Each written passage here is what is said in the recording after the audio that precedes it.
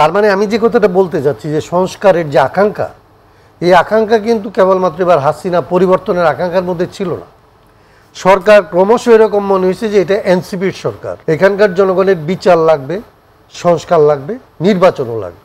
প্রথমত যেটা বিএনপির পক্ষ থেকে আসলে আমি জানি না যে হাবিব ভাই যেটা বলছেন, অনেক সময় আসলে ডেলিভারি যেটা হয় আর যেটা মানুষ বলতে চায় এটার মধ্যে অনেক সময় পার্থক্য হয়।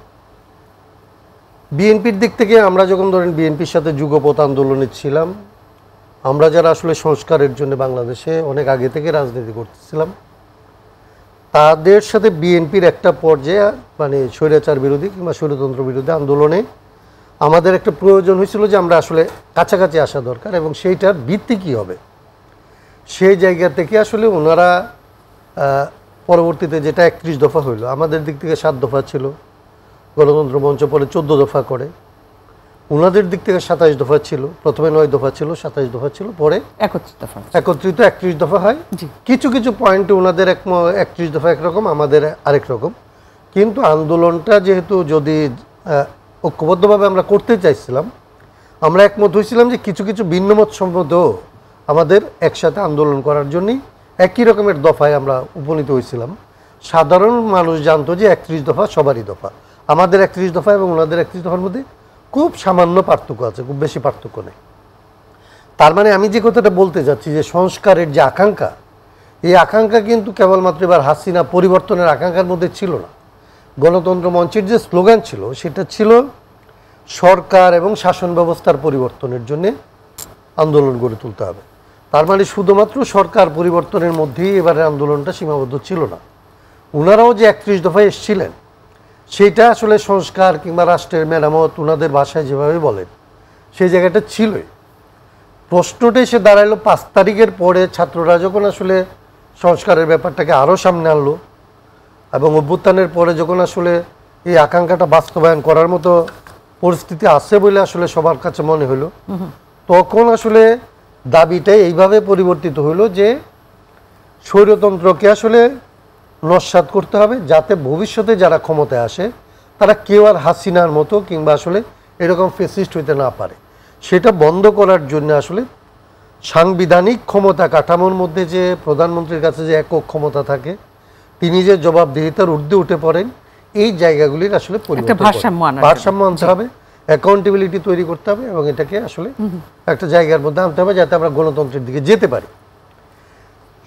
এই সরকার আসার পরে এই যে আকাঙ্ক্ষা, এই আকাঙ্ক্ষাকে ধরে যতটা দক্ষতার সাথে, যতটা দ্রুততার সাথে, যতটা সমস্ত রাজনৈতিক দলগুলিকে আস্থার মধ্যে নিয়ে তাদের সকলের সহযোগিতায় এই জিনিসটা তাদের যেভাবে করা দরকার ছিল, সেই জায়গাটা আসলে সরকারের এক ধরনের আসলে অদক্ষতা বলেন, অনভিজ্ঞতা বলেন কিংবা ব্যর্থতা বলেন, এটা আছে। সরকার ক্রমশ এরকম মনে হয়েছে যে এটা এনসিপির সরকার। ছাত্রদের আন্দোলনটা ক্রমশ বৈষম্য বিরোধী আন্দোলন থেকে জাতীয় নাগরিক কমিটি, জাতীয় নাগরিক কমিটি থেকে জাতীয় নাগরিক পার্টি, তার মানে গোটা ছাত্র সমাজের আন্দোলনের প্রতিনিধিত্ব একটা পার্টির কাছে চলে গেছে এবং সরকার একটা পার্টির পক্ষে অবস্থান নিচ্ছে এরকম মনে হয়েছে। এই যে মনে হওয়াটা, এটা আসলে এখানকার রাজনৈতিক দলগুলির সাথে বিভিন্ন দলের মধ্যে আসলে এক ধরনের পার্থক্য, মনোভঙ্গি এবং বলার ভঙ্গির মধ্যে আসলে এই যে পার্থক্যটা তৈরি হয়েছে, এইটার কারণে আসলে এখন আমার মনে হয় যে কেউ সংস্কারে জোর দিচ্ছেন, কেউ নির্বাচনে জোর দিচ্ছেন, কিন্তু আসলে যেটা দরকার এবং যেটা আসলে এখানকার মানুষ বলেন এবং হাবিব ভাইও যেটা বললেন যে আসলে এখানকার জনগণের বিচার লাগবে, সংস্কার লাগবে, নির্বাচনও লাগবে এবং এই তিনটারই রোডম্যাপ লাগবে। ওনারা যখন একটা রোডম্যাপ চায় তখন হচ্ছে আসলে অন্যদের এই কথাটা বলার একটা অবকাশ তৈরি হয় যে ওনারা তো সংস্কার চান না। যারা শুধুমাত্র সংস্কারের রোডম্যাপ চায় ওনাদের দিক থেকে বলার একটা সুযোগ তৈরি হয় যেটা তো আসলে নির্বাচন চায় না। আমার কাছে মনে হয় যে এই জায়গাগুলিতে আমাদের স্পষ্ট হওয়া দরকার। গতকালকের বৈঠকে আমি প্রথমত আমাদের কাছে উনি যেটা বলেছেন আমি সেটাই বলি। প্রথমত আমি মনে করি যে প্রফেসর ইউনূস কোনো পলিটিক্যাল লোক না, পলিটিক্যাল লোক অর্থাৎ পার্টিজান লোক না। হাবিব ভাই কিংবা আমরা যারা পার্টি করে আসছি, আমরা যখন আসলে দেশের দায়িত্ব নিতে পারি বা না পারি, আমরা দেশকে যেভাবে বিলং করি এবং আমাদের কাজটাকে যেভাবে আমরা মনে করি ব্যক্তিগত মান, অভিমান, ব্যক্তিগত চাওয়া পাওয়ার বাইরে দেশ এবং দেশের জনগণকে যে জায়গা থেকে আমরা দেখি, যারা রাজনীতি করি, সে যে দলই হোক, সে যে জায়গা থেকে দেখে, আর একজন ইন্ডিভিজুয়াল, একজন বুদ্ধিজীবী কিংবা একজন ব্যক্তি একটা মুহূর্তে সে একটা দায়িত্বে পড়লে আসলে যে জায়গা থেকে দুইটার মধ্যে একটা বড় রকমের পার্থক্য আছে। আমি বলি যে রাজনৈতিক দল করা মানুষ এবং রাজনৈতিক দল না করা মানুষ, এই দুইটা মানুষ দুই রকম।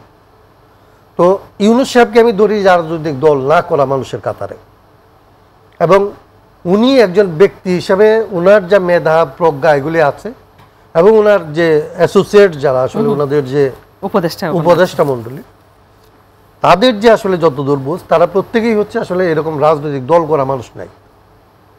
ওনাদের টেম্পারামেন্ট হচ্ছে এরকম যে একটা ভালো কাজ করতে আসছি, আমাকে যদি সবাই মিলে সহায়তা করে তাহলে আমি করবো, না করতে দিলে আমার কি, আমি চলে যাব।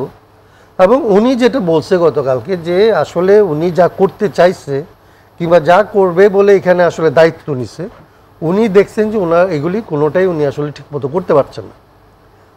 ক্রমাগত সময় যাচ্ছে, বিভিন্ন রাজনৈতিক দল ওনার উপরে অসন্তুষ্ট হচ্ছে। এই ধরনের কোনগুলো করতে পারছেন না বলে, বা কি কিছু ধরেন এই যে সংস্কারের কাজ করতে পারছে না, গভর্নমেন্টের উপরে গভর্নমেন্টের বিভিন্ন প্রতিষ্ঠানের যে সমস্ত সংস্কার করার কথা ছিল সেটা করতে পারছেন না। কিন্তু সবগুলো দল থেকে তো ওনারা সহযোগিতা পাচ্ছেন, উনি কেন করতে পারছেন? ওনার দিকটা হচ্ছে উনি বলছেন যে আসলে রাষ্ট্রের বিভিন্ন প্রতিষ্ঠান, সেখানে ওনার ভাষ্য অনুযায়ী উনি যেটা আমাদের বলতে চাইছেন যে এখানে প্রতি স্বৈরাচারের একটা বড় রকমের প্রভাব আছে।